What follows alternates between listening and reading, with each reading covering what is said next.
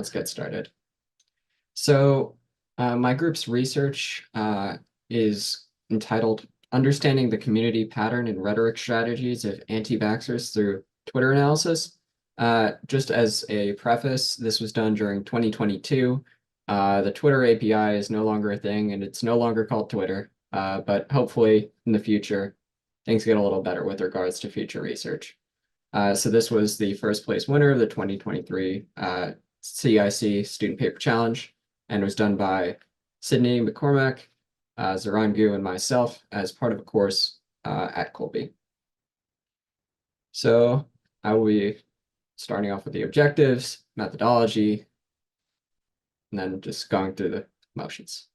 So first, I'll go over the research questions that guided our research process and analysis.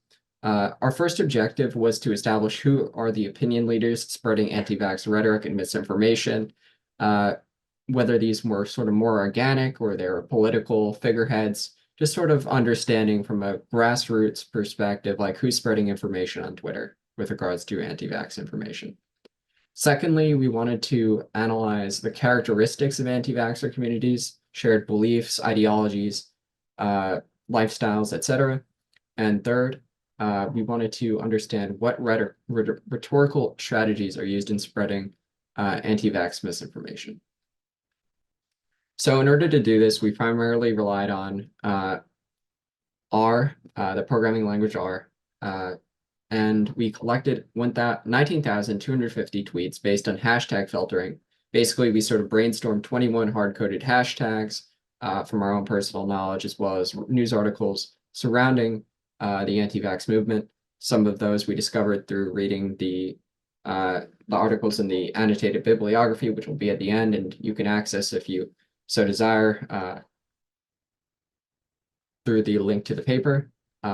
Then furthermore, we went to extract unique user IDs from that list, sort of going from the tweets to just the individual users from 5,362 public accounts. And we obtained the follower network of those users from randomly chosen 293 public users with the extracted user info that we got. And then we produced visualizations to understand each research question. This was, once again, all done on one day, January 24th, 2022, as a restriction of sort of the Twitter API package that we were subscribed to. Okay, moving forward, our first question was, who are the opinion leaders spreading anti-vax misinformation? So we mapped follower count on the x-axis and anti-vax hashtag count, which of the tags that were used, and how frequently, on the y-axis. So towards the top right is where the most influential users will be. And finding users that had used more than 7 of those hashtags and had more than 9,000 followers gave us the top 10 influencers. In the red circles, you can see the outliers. So people who are respectively on the left, very relatively low followers, but had definitely highly used those hashtags, and someone who is in the community but had actually relatively used them very little. So furthermore, we took the tweet data that we had and used and sort of just created this visualization to display some of the common narratives of the top 10 users. So we noticed that a few of the common narratives used to foster relatability are family, which is encoded in yellow, religion, mostly Christianity, in purple, money in green, so a lot of financial influencers. For example, user G, these are anonymized, is a Bitcoin influencer, financial tech influencer. User I is a silver investor, a mining investor. And lastly, Trump/Protect America was the 4th narrative that we found. So I'm going to pass this over to Ziran, who recorded some audio to accompany this slide.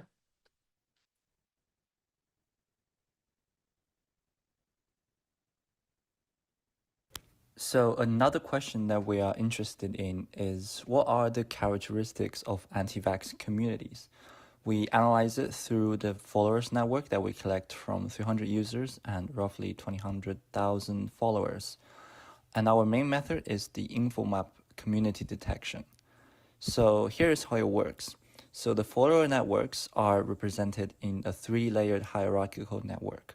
On the bottom layer, each node represents a user, and arrow indicates the follower relation. So if A follows B, and then node B has an arrow pointing to A, meaning that information follows from B to A. The second and third layer of node do not represent individual users, but instead a group of users that form a community. It is based on a probabilistic model of random walk, which means that InfoMap would estimate the number of times a node would be reached if one walks randomly on the network from one node to the other. The arrows connecting the bigger nodes are not followers, but the estimated information flow. So we summarize the characteristics of the four largest communities in the table here. We can see that communities share some common features. Most of them joined Twitter pretty early and have already used the app for a few years. Demographically, Community 4 have many accounts in the UK, while Community 3 consists of many Canadian users. Communities also share similar political views. For example, Community 1 consists of many Trump supporters, and they tweet about similar events. For example, the Canada Freedom Convoy protests in reaction to Canadian's government's vaccine mandate in January 2022 was mentioned a lot in Community 3. In terms of follower sizes, members from Community 2, 3, 4 have relatively medium follower sizes between 300 and 1,000. However, there are two members with 20K accounts in Community 1. So you can see there's a variation in terms of distribution of follower sizes within each communities. So community detection actually provides us with some valuable insights into what an anti-vaccine community looks like. All right, thank you to Ziran for providing that audio. Fortunately, he couldn't make it today due to scheduling issues. It's midterms over at Colby, while I'm at Dartmouth and it's spring break. So that's a little rough, but glad he was able to contribute that. So moving forward, we also used LDA, latent Dirichlet allocation topic modeling to sort of gather together tweets that had a similar topic to each other by analyzing the text. We used one topic, the ST and SDLDAC is sort of a single topic implementation of LDA for Twitter. I think we used Python for that. So some of the common rhetorical strategies we found were concerns about government control, shown by vaccine mandates, control, believe, and doctor. Secondly, conspiracy theories about the official narrative, which also consisted of fights between conspiracy theorists and people arguing with them online. Medical misinformation, primarily surrounding myocarditis, shown by words like heart. Concerns about control with regards to the economy and work. Calls for political action. Lots of tweeting at the president of the US, Rand Paul, Senator Ron Johnson. And lastly, concerns about children and specifically their health. So what conclusions can we draw from these analyses? First, for our first question, there's a variety of users spreading anti-vax rhetoric, and the most influential users appeal to common narratives and sympathy, ordinary religious parents who are concerned for their kids' health. As well, they're also geographically distributed, communities in Canada and the UK, as well as the US. And communities are homogenous in terms of age and followers. That answers our second question, and have weak ties, meaning that they don't interact frequently with each other, but their interactions are strong and tend to spread information quite well. Lastly, rhetorical strategies revolved around personal health, distrust of all things official, and the belief that official narratives are constantly changing lies. So in the future, we'd like to collect a larger data set, which was restricted due to rate limiting, and our data is only limited to 1 day.